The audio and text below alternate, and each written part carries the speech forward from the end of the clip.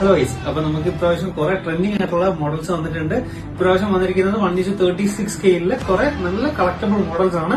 നമുക്ക് Ford Mustang വന്നിട്ടുണ്ട്, അതുകൂടാതെ ഡോഡ്ജിന്റെ ഹെൽകാറ്റ് മോഡൽ വന്നിട്ടുണ്ട്. ഇതെല്ലാം ബോണറ്റ് ഓപ്പൺ ചെയ്യുന്ന മോഡലാണ്.